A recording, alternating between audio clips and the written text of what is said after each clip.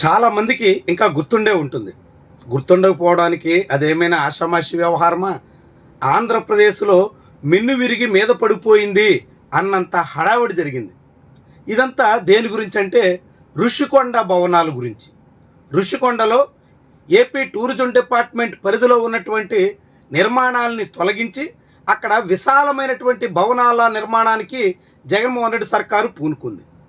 అప్పట్లో వైజాగ్ని రాజధానిగా చేయాలన్న ప్రతిపాదనకి ఆ ప్రభుత్వం వచ్చింది. దానికి తగ్గట్టుగా అక్కడ భారీ భవంతుల నిర్మాణానికి పూనుకుంది. దాన్ని ఆంధ్రప్రదేశ్లో మొత్తం పర్యావరణ విధ్వంసం జరుగుతోంది అనేటంత స్థాయిలో కలరింగ్ ఇచ్చారు. చాలా పెద్ద స్థాయిలో పర్యావరణాన్ని నాశనం చేసేస్తున్నారు అనేటువంటి అలజడి రేపారు.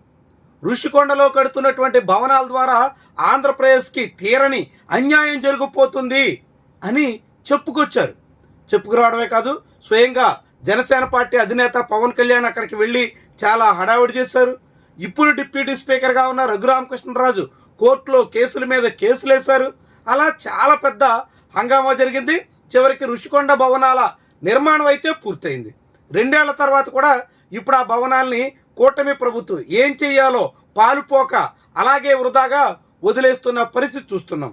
ఆ భవనాల కోసం నెలకి 25 లక్షల రూపాయలు మెయింటెనెన్స్ ఖర్చులు చేస్తున్నారు. అంటే గడిచిన 2 ఏళ్లలో 6 కోట్ల రూపాయలు ఆ ఋషికొండ భవనాల మెయింటెనెన్స్ కోసం ఖర్చు చేశారు. అదే ఎవరికో అప్పగించుంటే, ఇతర అవసరాలకు వినియోగించుంటే ఆ మొత్తం డబ్బులు సద్వినియోగం అయ్యేవి. ఇప్పుడు ఖాళీగా ఉంచి ఋషికొండ భవనాలకి అదనంగా వెచ్చించే ప్రయత్నం చేస్తున్నారు. అదంతా ఒకవైపు ఉంటే, ఇది చూడండి, ఇది కూడా వైజాగ్లోనే, ఇది కూడా కొండని తొలిచి కడుతున్నటువంటి నిర్మాణమే.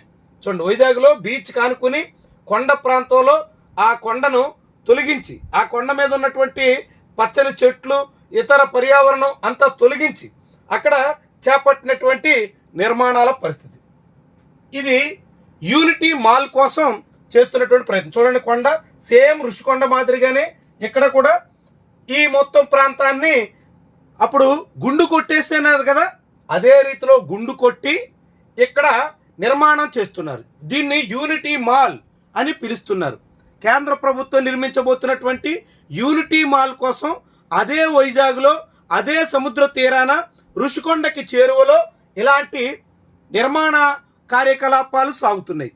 దీని మీద ఎక్కడ ఎవ్వరు ఎటువంటి మాటలు మాట్లాడుతున్న పరిస్థితి లేదు. ఎందుకంటే అప్పట్లో ఋషికొండ భవనాలు కడితే మొత్తం పర్యావరణ విధ్వంసం అన్నట్టు, ఇప్పుడు కూటమి హయాంలో ఎన్డీఏ ప్రభుత్వంలో చంద్రబాబు సీఎంగా, పవన్ కళ్యాణ్ డీసీఎంగా ఉండగా ఇలా గుండు కొడితే ఇది ఎంతో ఉద్ధరణ అన్నట్టు, రాష్ట్ర ప్రయోజనాల కోసం అన్నట్టు, దేశ భవిష్యత్తు కోసం అన్నట్టు ఇలా మనం భావించాల్సిన పరిస్థితి ఉంటుందేమో.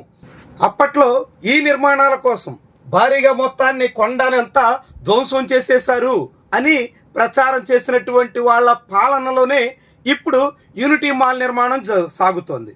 ఏపీ టూరిజం డెవలప్మెంట్ కార్పొరేషన్ సంబంధించినటువంటి పాత భవనాలను తొలగించి ఇలాంటి నిర్మాణాలు చేపట్టినప్పుడు అదొక అభివృద్ధి వినాశకార ప్రాజెక్ట్. జగన్మోహన్ రెడ్డి తన సొంత అవసరాల కోసం కట్టుకుంటున్నటువంటి ప్యాలెస్ అనేటువంటి ప్రచారం చేసినటువంటి నేపథ్యంలోనే ఇప్పుడు యూనిటీ మాల్ ఆ పేరుతో కడుతున్నటువంటి నిర్మాణం కూడా ఇదే కొండ వాలులో, కొండకు దిగువన, కొండను ఆనుకుని ఇదే మాదిరిగా మొత్తం కొండను తొలిచి నిర్మాణం చేపడుతున్నారు. కానీ యూనిటీ మాల్ విషయం మీద ఎక్కడ ఎటువంటి వ్యతిరేకత కానీ, దాన్ని అభ్యంతరం పెట్టేటువంటి వాళ్ళు కానీ, అది ప్రకృతి వినాశనం అని అంటున్నటువంటి వాళ్ళు కానీ ఎవ్వరూ మనకు కనిపించరు. చూడండి, జగన్మోహన్ రెడ్డి సర్కారు ఉంటే ఎంతమంది ఎన్ని రకాలుగా గుండెలు బాదుకున్నారు, ఎంత కలవరపాటు గురి చేసినటువంటి ఘటనగా రాష్ట్రం అంతా అలజడి రేపారు.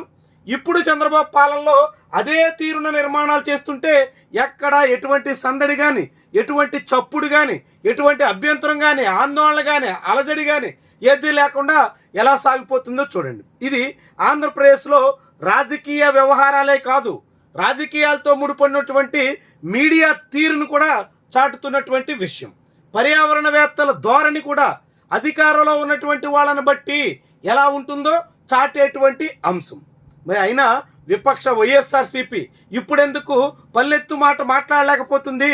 తెలుగుదేశం పార్టీ విపక్షంలో ఉంటే అంత పెద్ద స్థాయిలో ఆందోళన రేకెత్తించినటువంటి నేపథ్యంలో వైఎస్ఆర్సీపీ మాత్రం ఎందుకు మౌనంగా మిగిలిపోతుంది?